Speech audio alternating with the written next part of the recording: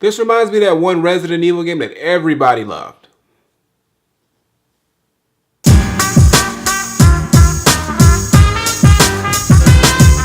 What's going on, everybody? It's the Granddad Woolly, and you are here again for another edition of Woolly Reviews. Game data. We got a video game review today, and we're going to be talking about a game that I've been looking forward to ever since the new gen consoles had dropped, and it's finally here. We're talking about The Evil Within. Now, The Evil Within is a new survival horror game made by Tango Gameworks and released by Bethesda Softworks, who's famous for releasing games like Dishonor and Fallout, just to name a couple. Now, The Evil Within is the first dive into the survival horror genre for Tango Gameworks and Bethesda Softworks. Now, the game centers around you as a cop, obviously, named Sebastian Castellanos. Now, you're called in for a murder scene at this weird mental asylum place, and you're with your two partners, and you have to investigate the place. As you're investigating the place, you end up being confronted by this weird, creepy dude in a white hooded coat thing, and then all of a sudden, you're just trapped into this weird world and room. Now, the thing about the storyline is it's very vague. They don't really tell you what's happening or what's causing what. You kind of start playing and you kind of start figuring it out as you get into the game. So it's hard to explain the storyline without kind of sort of giving away, a good chunk of the game. But basically, it has a lot to do with, you're actually replaying memories. Now, we don't know if they're your memories or if they're someone else's memories, but you're actually really bouncing in between reality and someone's memory and their creation of certain worlds that's coming out of their mind or your mind. We don't know because a lot of things are found and a lot of, clues, point to certain different directions. We really can't piece it together until you get further and deeper into the game, and they sort of start to tell you a little bit more, little by little, until you finally get it a little bit further into the game. So the story mode is a bit confusing, and you kind of really don't understand what's going on. But like I said, eventually you'll start to understand why these things are happening, what's causing these things, and who's causing these things. Now let's talk about the gameplay. The gameplay of this game is to the T a huge reminder to Resident Evil 4. And that has to do because it's made by the same director of Resident Evil 4, Shinji Mikami. He also runs Tango Gameworks and he developed the game. So that makes sense. But honestly, when you're playing this game, it's like you're playing Resident Evil 4 like upgraded, like an upgraded version of Resident Evil 4. The movement, the way that the characters look, the atmosphere of it, it's just like another stage on Resident Evil 4, but it looks really, really good. And on the new gen consoles, the game looks really nice. It's got that Resident Evil 4 look too, that real dark, gritty, dirty-ish type of look, but it looks really nice. And on top of that, they also incorporated little things from other games I realized too. They have this thing from Outlast, where you can hide under beds and hide into lockers and stuff. They have that in Evil Within, and you can also pick up bottles and do stealth kills, sort of like The Last of Us. So they kind of nitpicked a little bit from other games and stuff like that. But you would think it's just like an imitation of a lot of games, but all in all, it's a good game. You get reminded of a lot of stuff when you first play. You kind of okay, they're kind of ripping off this, and this. But when you get into the game and it starts to come into its own, you kind of get used to it and you realize that this game is a lot deeper and a lot much more as you get into it. But your initial thought probably playing the game is that this is a Resident Evil 4 knockoff, even though it's made by the same guy. Or, they're just, taking pieces of this game and this game and this game. But, once you get into it, like I said, it does get a lot more on its own. Now, there are some things about the game that kind of sort of don't make sense, but they're small things. There's a thing where you have, to collect, well, not collect, but you get matches. And you have to, kill your enemies, and then you can set your enemies on fire. Now, the thing that kind of me being me is, if you can set an entire body or a couple bodies with one match on fire, but when you're shooting them, nothing happens to them, how are they supposed to be able to burn so easily? Things like that. But, those are small little things, and it's a different little concept to the game. There's a way to destroy a body. You burn it with a match. You can also, burn hay bales and oil patches, and you can actually use it to your advantage because fire really does work with these enemies. And the thing about the enemies they are very strikingly similar to the enemies that you get from the Resident Evil 4 and up. They're real people, but they're infected. But they're not really infected. Well, we don't know if they're infected, but they turn into something, or they look like they're genetically morphed into something. They used to be human, but now they're changed into something else, sort of like how it was in Resident Evil 4. And you have to fight these enemies. And there's different types of enemies and bosses, and the character design on some of these boss battles and bosses are really great. They have, bosses like, I call her the Spider Girl. I don't know what her name is, but she's real creepy. And she's one of like, the scariest, bosses there. And then you have the Keeper. That's one of the biggest, toughest guys there. And there's just a whole bunch of other ones. And I'm only like about a good 8-9 chapters in the game. It's built into chapters, just like it is in Resident Evil. Each level is a chapter. You play through the chapters. So as you go on, you end up, being part of these, boss battles, and you go through these creepy areas, and, your memories are starting to become more vivid, and you start, just being a part of this world deeper and deeper more, and you end up figuring out what's really going on. Now, another cool thing I like about this game is that, it has the ability for you to, upgrade your skills and everything. Now, you go around carrying this collecting this green gel. Looks like, just some weird green gel in a jar.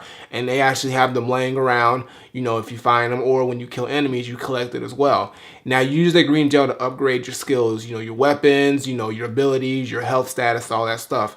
Now, the unique thing about it that I like is that you actually have to travel between this portal through this mirror, and you end up in like this, I guess, mental hospital when you go into this electric chair, and then, they put this stuff on you, and then you upgrade your skills, and there's this like nurse lady who kind of like guides you, and they play this, this record, this like piano record, and they kind of like signals you, hey, it's a checkpoint, or it's a place to upgrade, and they, litter that out. So it's kind of like the guy in Resident Evil 4 where he would, stand around and, the what are you buying, what are you selling guy. It's kind of like that, but it's more of a unique way of doing it, and I really like it because it's just a way that it separates itself from, the Resident Evil 4 and the other games that it sort of pans off of. For the most part, this game is amazing. Yes, it does remind you of a lot of other games, and at first you kind of probably get turned off by that.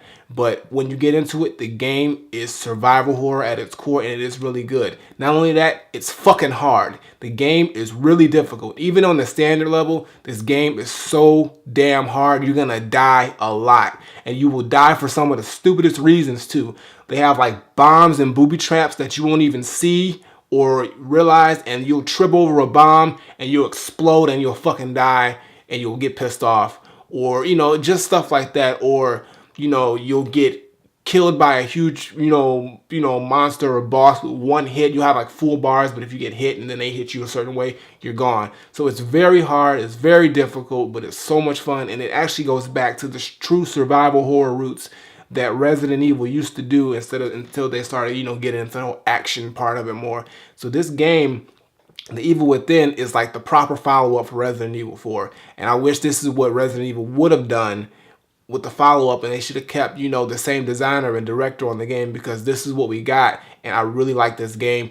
I had to warm up to it, but once I got a few chapters in and I really started to play the game, it's literally an amazing game, and I'm just glued to it. I'm still going on with it, but for what I am now, I'm a good chunk into the game, and I love every moment of it.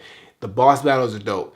The weaponry that you have is dope. And I love the fact that it really is a true survival horror game. They give you like minimal ammo. You have to, be able to think smart, know when and when not to fight, when it's good to run, when it's good to hide. You have to really, it's like a real life situation, and they really don't overdo it. They don't give you a ton of ammo to just start shooting, killing everything. Sometimes you can't do that. So you have to really think and, use your best judgment to be able to survive in this game. And that's what I like, because that's what a survival horror game is supposed to be. You're supposed to be able to survive with whatever you have and the limited resources you have. So The Evil Within knocked this one out the park with this game. At first, I wasn't too high on it in the beginning because of all the things that it reminded me of, all the games it reminded me of. But as I got into it, I forgot all that because the game came into its own, and it is just dope. And it is scary. You turn on all the lights and you play it, it still gives you that scare horror factor. You're going to jump and get scared, and it's just a great game, and they did a real good job. And I'm glad that after all this time, all the waiting, that they delivered a great survival horror game, because we need one. Resident Evil, I don't know if they're going to go back to those roots. I know they're making another one, but we'll see how that goes. But for now, this is the survival horror game of survival horror games out right now, especially on the new gen consoles. You need to check out The Evil Within. There's not really too much bad about it, except for the fact that it will remind you of those games, but it makes sense because the same guy made Resident Evil 4, made this game, so it's going to feel like Resident Evil 4, and they did bite a little bit off of other couple games, but it's nothing too serious, and it's been done before probably in other games, but it's more apparent here. But And even the character, though, he kind of looks like Sebastian. He looks a little bit like Leon. True, I'm gonna say, if you really like think about it, he gives you that Leon vibe. But other than that, this game is completely dope, and I love it. I'm gonna keep playing it, and I think there's also an expansion pack. So when the game finishes, when I finish it, there's a $20 expansion pack that you can buy, and there's more storylines with the other guys' partners, and you can see their storylines. So I'm gonna get into that too. So it's a lot of stuff in the game. It's real dope. So definitely, I think you should check out The Evil Within. If you're a survival horror game enthusiast and you like those types of games, this is definitely one to check out. So my final verdict, I'm not saying that The Evil Within is a dope, true to its core survival horror game, even though it reminds me a lot of other games, especially Resident Evil 4.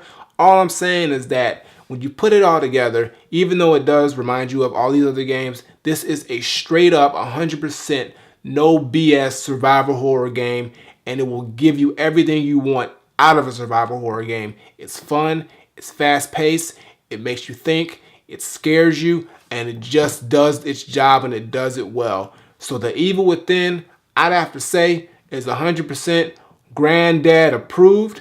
Definitely go check it out, especially if you like the survival horror genre. This is what Resident Evil 5 should have been, instead of going all the way out into Africa and doing all that shit, trying to get Ebola, or whatever the hell they were doing. But basically, this is the game that you need to have if you want to get a true survival horror game, especially on the new gen consoles, because I don't think there's any ones other than this right now, or at this caliber, that they have other than this. So definitely pick up The Evil Within. Like I said, PS4, Xbox One. Make sure you get it. Tell your friends about it. It's a dope game. Evil Within. I'm rocking with it.